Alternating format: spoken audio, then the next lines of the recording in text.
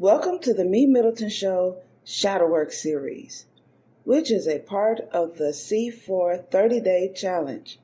C4 stands for Content Creators of Color Collective.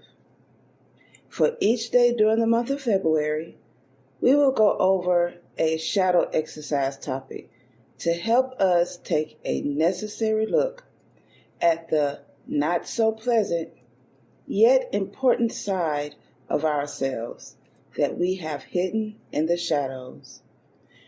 No intro music because we're getting straight to it. This episode is brought to you by Poddex. Do you find it difficult to come up with content ideas for your podcast? Or perhaps you've gotten stuck doing an interview with a guest or you just have nothing to ask anymore? Try Poddex today. Poddex is the best all-in-one podcast idea generation tool. You get everything from episode ideas to interesting conversation starters for interviews, engaging discussions for your live streams, and even social media content ideas. With this tool, you don't have to spend weeks trying to come up with content for an episode or unique questions for your guests. Just shuffle the cards and pick one at random. Hit the record button and get started.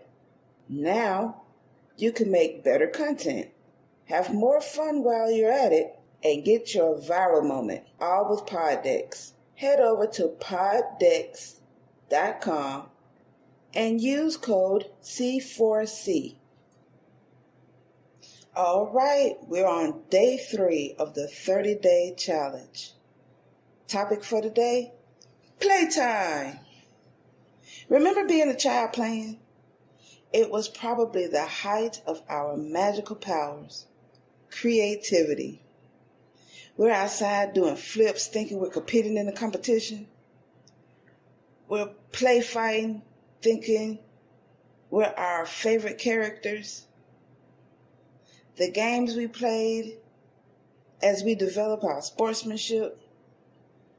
The drawings we drew, thinking we're the world's greatest artiste or creating our very own world on paper. The tents we built, the imaginary guns we shot, the spaceships we launched, the bad guys we defeated, the costumes we made. What happened to all of that? Some would answer, we became adults. Someone told us that we can't do those things anymore because we're grown. We got bills to pay. We got to take care of our family.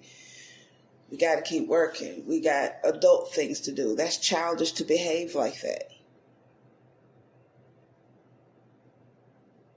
But you do know that this is the source of our powers, right? So let's change that. Create a time, 10 to 20 minutes. You don't have to have much time to just play and be creative. So when was the last time you played? When was the last time you was creative? Draw a picture of yourself in the future. Invite friends over to play a board game or card games. Go dancing. Find something creative or fun to do. Let your child out every now and then and play. It will be the most healthy, the most lifting thing to do. And after you do those things, write about it. Tell what you did. Tell how you felt. Did you have fun? Was it miserable? Was it the worst idea I could have ever given you? Or was it the greatest idea I could have given you? Do you want to do it again? Would you plan to do it again? How often would you do it? Or would you never do it again? Man, I remember playing these games outside with my friends. Dodgeball. It was the competition of the century, although it wasn't a one-time game per century type of game. But every time we played dodgeball, it was the sports event of the century. Who would be last in the ring? Who was going to be out? Who is going to be hit first? Who is going to start crying because those red balls hurt? Who are the ones who are inflicting the pain? Those days were awesome. Or we used to do 1, 2, 3, 4 red light. Yes, I add 4. Yes, playing red light was so fun to see who would get to the red light first. Who is the slowest amongst us? Who is the fastest amongst us? We also played Simon Says, who can follow instructions to the T? I used to play or create my tent inside my house. I would have my graham crackers and my juice, and I would have my books or my paper and pen and get to writing. Had I had a cell phone back in the early 80s, which was not invented back then, not a smartphone where I could just pull up a phone and watch all types of shows as we can do today, I had my pen, my paper, or my pencil and paper, and I write. Oh, the fun I used to have as a child. When I did have fun, seeing as how I was often sheltered. But those moments where I was able to go out and play or have my playtime alone was cherished immensely.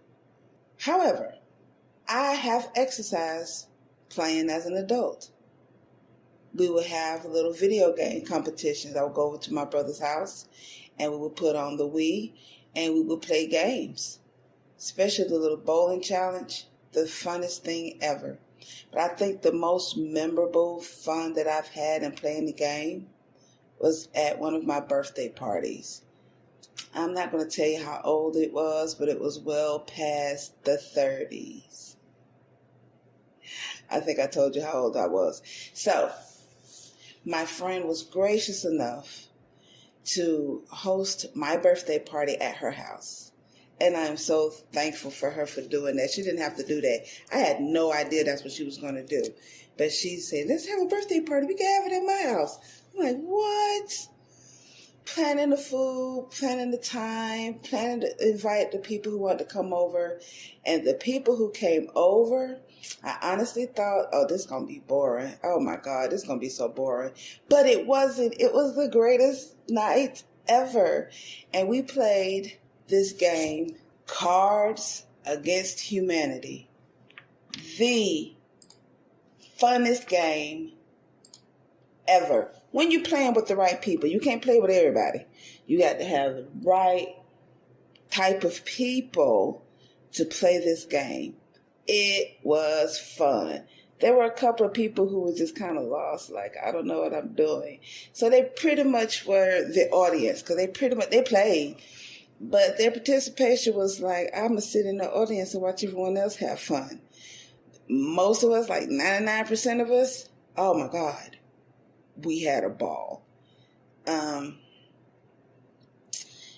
Very competitive, very loud, much laughter, a lot of jumping up and down, a lot of people enjoyed themselves at my birthday party playing this game. But when it first started off, these adults was like, I want to play this child's game. And I'm like, come on, sit down, you finna play this game. And before you know it, everyone was having the greatest time. And as they were leaving for the night, they thanked me for having this game. It was like, yeah, we got to do this again. And I can't wait to do this again at another event. Inviting friends over to the house, playing Cards Against Humanity, or some other either board game or card game. Another time I had great fun playing this newest game. It was new to me. It was called Phase 10. So this card game is kind of like Uno and Gin Rummy at the same time. That was pretty fun because it was challenging trying to get that, accomplish those assignments or accomplish that phase. So that was pretty fun. And we played several rounds of that game. If it wasn't fun, round 1 or maybe 2 would probably been enough. But we played several rounds of that game and came back for several nights to play that same game. So that was pretty fun. So what is your game? What games are you going to play? Are you going to get on the video game? Are you going to play card games? Are you going to pull out the Monopoly board and play Monopoly with your friends and family? Are you going to go bowling? Are you going to have a bowling challenge at the house? What type of games are you going to play with your friends or by yourself or with your family? Are you sure you're ready to go play games? And let that child come out and be creative and play? Are you going to draw something? Are you going to create something? Are you going to build something? Maybe you can build a domino set that's going to go from one end of the house to the other end of the house, creating these various different obstacle course thingies for the dominoes to create. Maybe you're that skilled. All right, what are you going to create and how are you going to have fun? Are you sure you're ready to have fun? Well, let go. Was it that fun? Did you learn anything? Did this episode stir up any questions, comments, or concerns? Send them over to MeMyddleton@gmail.com or leave a message on our website at www.helpbyevina.com, and I'll be more than happy to respond.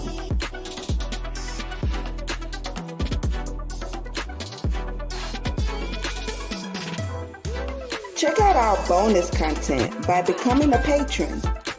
There are 4 different patron tiers to choose from. This is to help upgrade our equipment. So, don't miss out on exclusive episodes and wonderful rewards for your patronage.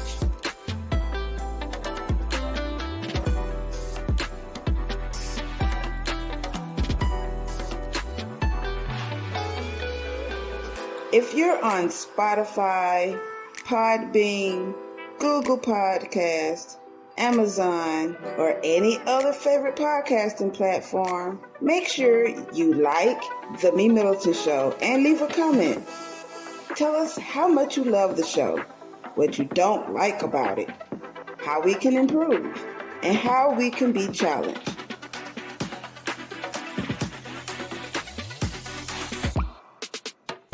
If you're listening to The MeMyddleton Show on YouTube, make sure you comment, like, click on the subscribe button and the notification bell to be the first to get the newest episode.